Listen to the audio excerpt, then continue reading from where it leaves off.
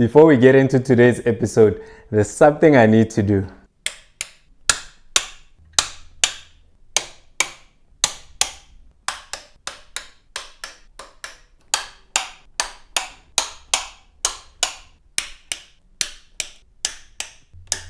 Now that all of that has been addressed, we can carry on with the rebuild. In the previous episode, you guys saw me taking apart this whole entire bike just so I could get the frame by itself. Because when I got the bike back from being checked and fixed, the frame had some heat scoring on the right side. So I got it painted and now this frame is looking brand new. So I put the freshly painted frame on the 2023 engine. Then I started throwing on the swing arm, the rear subframe, the rear sets, the side stand, the complete front end, our airbox, and then followed by the tank. Then lastly, I wanted to check if this bike is still getting power after taking everything apart and putting it back together. Time to see if this thing is still alive. Yeah, the bike switch is on, it's alive, but we've got a few more things that we still need to do before we can fire this thing up. The first, and I believe is the key thing, is we need to try and fix this immobiliser, because without this thing, the fuel pump will not prime. And obviously without fuel delivery to the injectors, this bike will not fire up. So I need to try and open this thing up and see if I can't reattach these wires. Then I want to throw on our replacement headers along with the rest of the exhaust system, and then put on our radiator and oil cooler. Then we can go ahead and drain the oil that's in this engine, remove that oil filter, replace it with a new one, and then top this engine up with some fresh oil. Then I think that should be it as far as trying to get this bike to start up, guys, because that's what I want to try and do in this video, is start this bike up and hear this engine run. I'll probably be fixing some other things along the way, like these wires in the front over here, but I think I'll start with giving all the parts that we're going to throw on this bike a nice clean, and then we can start throwing things on. One of the first things I want to clean is the radiator I got with the donor bike. I start by removing the radiator fans because I want to give this thing a good wash and I don't want to worry about all the electronics. I took the radiator outside so I could hit it with the pressure washer. Then I could bring out the oil cooler as well for a good clean. The pressure washer didn't remove as much of the dirt as I thought it would, so I got a bucket of water, some degreaser, a couple of wire brushes, and I got to work.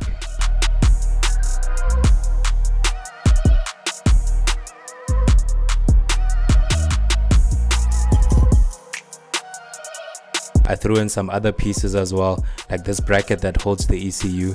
Then I could throw in the exhaust. This thing was already clean to begin with, but I figured let me throw it in so I could also give it a nice polish. And since the radiator was clean, I threw in the fans as well, while being careful not to get water on the connectors. I can now start polishing the headers and the mid pipe. I put a bit of metal polish on the headers, then I could get a clean rag and pull it firmly on both sides, and this would give me the desired finish.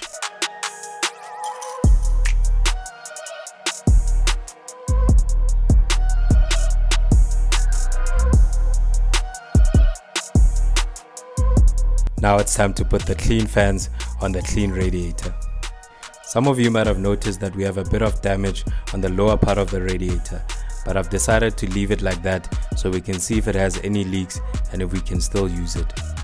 I noticed that I was missing one bolt, so I borrowed one from our damaged radiator. Then I could mark up all the bolts that I've tightened.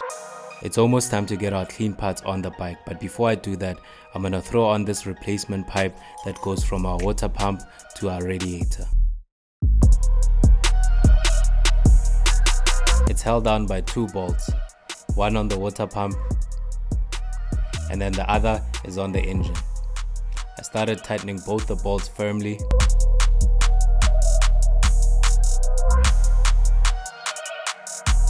Then I can just torque everything down to spec. Alrighty guys, we've got our parts over here. These are looking nice and clean. I'm happy with how this radiator came out and that oil cooler. These were pretty bad. They're not perfect right now, but they look so much better than they did before. The exhaust was pretty much clean when we started, so I'm happy with the way it looks now. So I've got this water pump pipe here fitted on the bike. This goes to our radiator, so that's nice and secure. So the next thing for us to do, guys, is to start throwing on our headers. then we'll put on the radiator and oil cooler. But what I think I want to do first, guys, is actually remove that oil filter. If you guys see it there, I want to take that off just so we don't have any oil, if there's any oil in this bike, spilling on the exhaust once we've got that on there. So I want to take that out, maybe drain out all the oil that's in the bike right now. Then we'll start throwing on brand new oil filter, put the headers on, get the radiator fitted, get the oil cooler fitted, connect everything up. Then we should be good to top up the bike with some fresh oil. I started removing this exhaust shield so I could have better access to the oil filter and better visibility of the drain plug. I loosened the drain plug first, then I got an empty container that I cut up so I can catch the oil. To reduce oil spillage, I undo the drain plug while also pushing it into the hole. Once that's fully undone, I can pull it out of the way and no oil is spilled. Next, I can move on to the oil filter and start undoing that. What surprised me here is once I took it off, I didn't see much oil coming out of it. But then that big hole on the side might be the reason why. I like to put a new oil filter on a clean surface, so I wipe this down so we can lessen the chances of an oil leak. Then this bracket can come off because it's a little bit bent and it was hitting against the oil filter I took off. Before I put the oil filter on the bike, I pour a little bit of oil in it, then I rub some around the O-ring and start tightening it down by hand.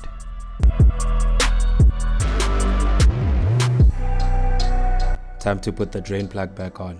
I decided to swap out the old washer for a copper crush washer so we can get a nice seal. Then I can torque it down to spec. New oil filter is on there. I've drained out all the oil from this bike, guys. I've got the drain plug back in with a brand new crush washer and I've torqued everything down to spec, so we're all good over there, guys. I actually thought this bike didn't have oil, but I was pleasantly surprised when I saw a bit of oil, or a lot in this case, because you can kind of tell a lot about the engine's condition or health from the oil. So I checked here to see if we don't have any metal shavings, any metal flakes in the oil, on the oil filter and the drain plug as well. So we're all clear over there, guys. It looks like this engine is all good. But I didn't really expect to see anything because these bikes come equipped with a tip over sensor, which basically tells the bike if it's upright or on its side. So the moment this thing goes down, that sensor is gonna cut power to the bike so that that engine doesn't damage itself. So all of that, coupled with the fact that we've got a damaged immobiliser over here, tells me that this bike has never been started since the time it went down. So that's pretty awesome, guys. That tells me that that engine is still good. But now it's time to get all of this stuff on the bike. I'm gonna start with the exhaust, followed by the radiator, then the oil cooler. Then we can start topping the bike up with some fluids. Before the headers can go on, I fitted the gaskets so we don't have any exhaust leaks. I put a little bit of grease to hold them in place. Then the headers can start going on.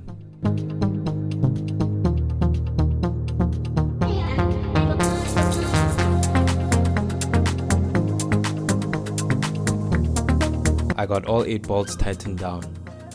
Then I can start torquing everything down to spec.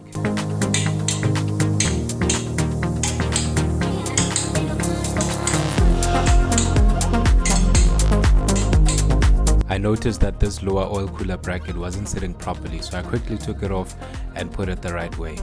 Then it was finally time to start putting on the radiator. I held it in place with 2 bolts at the top. Then I can start lining up the oil cooler. The bottom of the radiator connects to the top bracket on the oil cooler. Then the oil cooler is also held on by 2 brackets that are connected to the engine and 1 lower bracket which is also connected to the engine. I then moved on to mounting up the oil lines.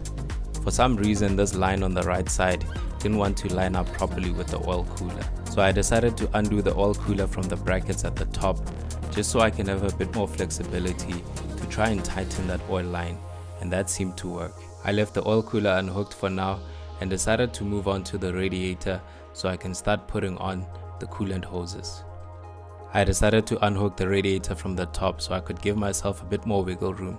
And this silicone hose was proving to be a bit of a challenge, so I put it on the radiator first, then I could slide it on the coolant pipe, put all the hose clamps on, mount up the radiator back on the bike, and start tightening up the hose clamps. Then I could mount up the last coolant pipe back on the radiator and start mounting up the coolant expansion bottle along with the hoses attached to it that connect to the radiator. This bottle came with its own overflow hose, so I decided to take that out and use the one that we currently have on the bike. Everything went on really well and I was happy with how the radiator looked. Now it was time to move on to the mid pipe. You guys will notice that I was swapping between two mid pipes, and that's because I was having some clearance issues, but I'll talk more about that later. I ended up going with this other mid pipe and I started assembling the muffler onto it. Then I got the exhaust hanger that came with our rear sets and I could start bolting everything onto it. Alrighty guys, I've got everything on. It was a little bit finicky, but I managed to get everything on the bike. So I've got the headers on there. All the 8 bolts have been torqued down to spec. I've got the radiator on along with the expansion bottle. I've got the oil cooler on. All the lines have been hooked up. I did run into some fitment issues over here with the oil cooler. So down here, there's this bracket. If you guys can see that over there, it's supposed to hook up with the oil cooler down here, but it's a bit short. This guy is hitting the exhaust, so I need to check what's happening over there. And also those brackets that hold the top of the oil cooler, I just need to make sure everything is setting up nicely, but I'll do that a little bit later. For now, everything is hooked up, we're all good. There shouldn't be any leaks on the oil lines. I'm happy with that. There shouldn't be any leaks on the coolant lines, so that's pretty awesome. The next fitment issue I had was with this mid pipe. So as you guys can see, this is the mid pipe that is supposed to be on the bike right now, the one that we got repaired. And now I've got this one which was on the other bike, which is badly damaged over here. So when I tried to put this one on, it wasn't lining up perfectly with the headers. There was a bit of a gap between these pipes over here. And for some reason, this one fits up perfectly. So I'm not really sure what's going on here. I'm gonna have to check it out and see if maybe something moved or whatever. But I've got this one on for now for testing purposes, because I really want to start up this bike today, guys, and I don't want to be delayed by stuff like that. But I'll get that sorted because I really want to have that one on the bike. So we've got this one on for now. I even threw on the muffler over here and this bracket that supports the whole exhaust. So everything is looking all good here. We shouldn't have any issues. I'll probably tie these O2 sensors down actually, just so that we don't have any errors and stuff like that or misfires.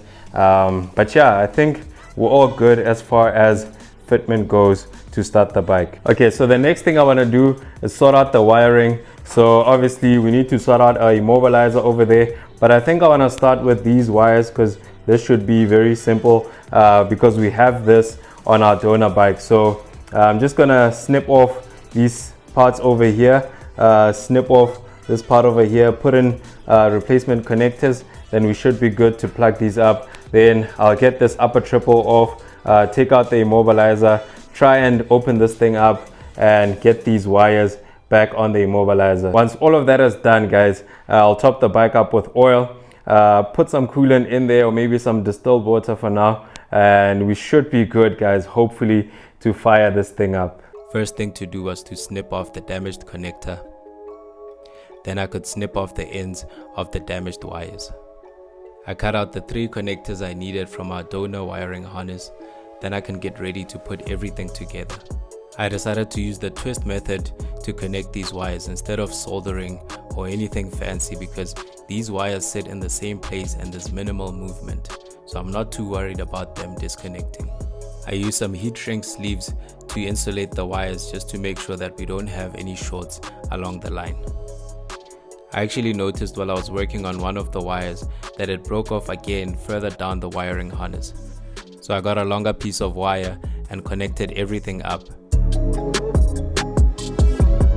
Once I was happy that all the wires were connected properly, I taped everything up with some insulation tape and then start feeding the wires back into the front.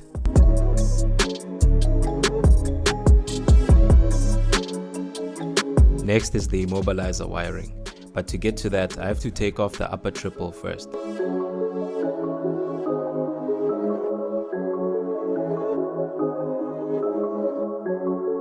The connector for the immobilizer sits underneath the airbox, and in order to get to it I have to remove the tank and the complete airbox.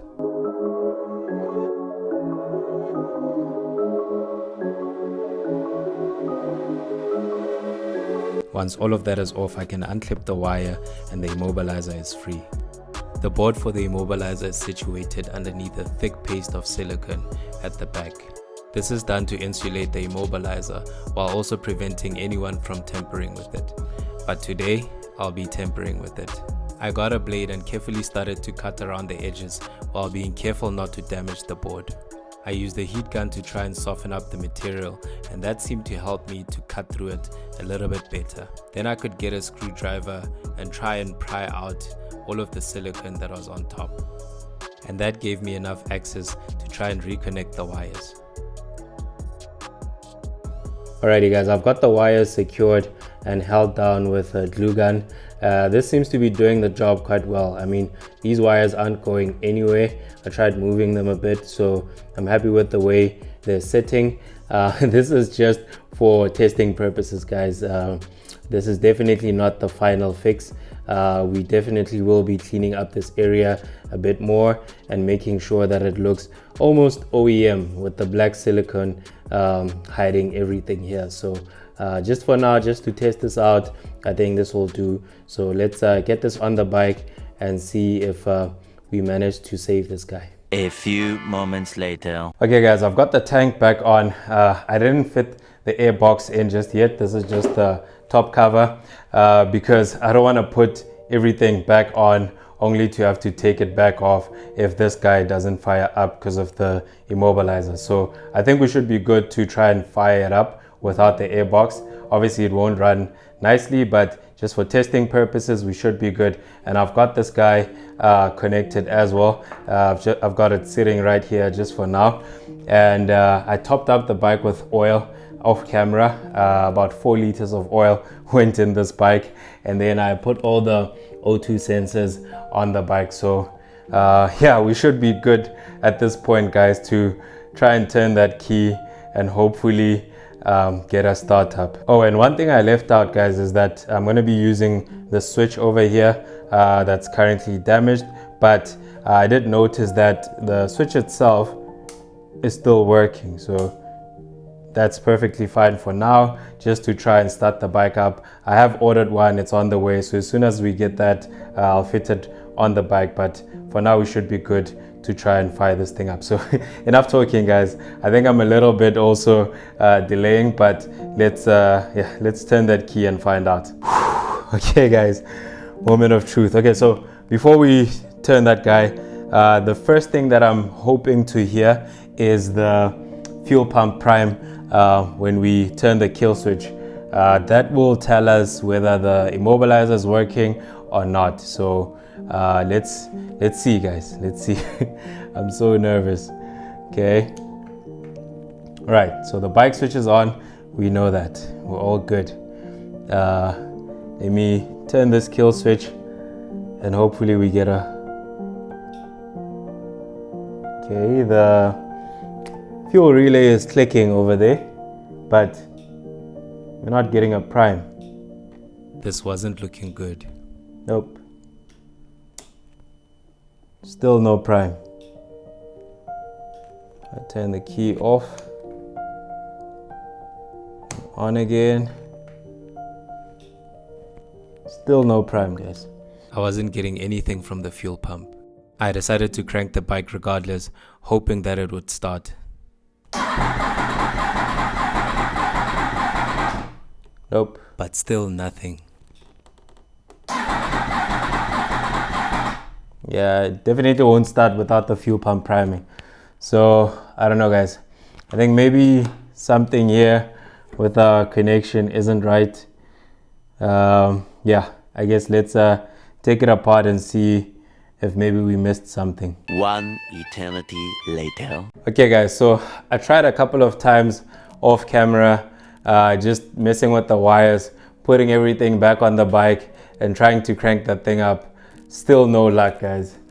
I'm beginning to wonder like if there's another issue or something, but before I get into other issues, I ordered an emulator, an immobiliser emulator, to try and put it on, use that instead, and see if we can't get this thing to fire up. So I'm gonna give that a try, and I don't even know what to expect, guys. We'll see. Let's keep trying, and hopefully we can get this thing to fire up. I've got my immobiliser emulator over here with all the wires connected. This looks really dodgy, guys, I must say, but I don't want to solder things on while I'm still testing. So this is what I've got for now. I've just insulated some of the wires just so that we don't have a short or anything. Maybe let me not put that there. And I've plugged that into where the immobiliser goes. I've disconnected the other immobiliser, as you guys can see over here.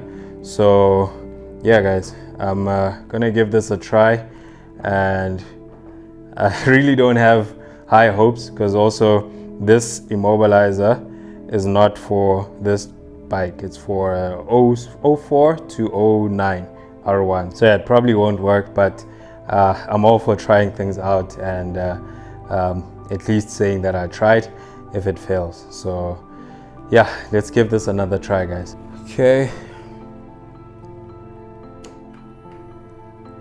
Bike turns on. See if we get a fuel pump. Nothing as yet. I'm gonna move this guy closer. No fuel pump. It seemed like the fuel pump didn't want to prime, and I was slowly losing hope. But then this happened.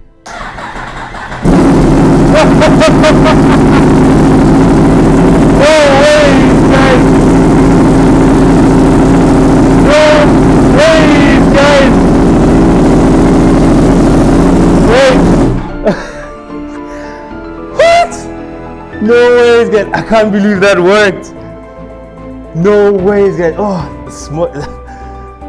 Oh, guys. What? No ways, guys.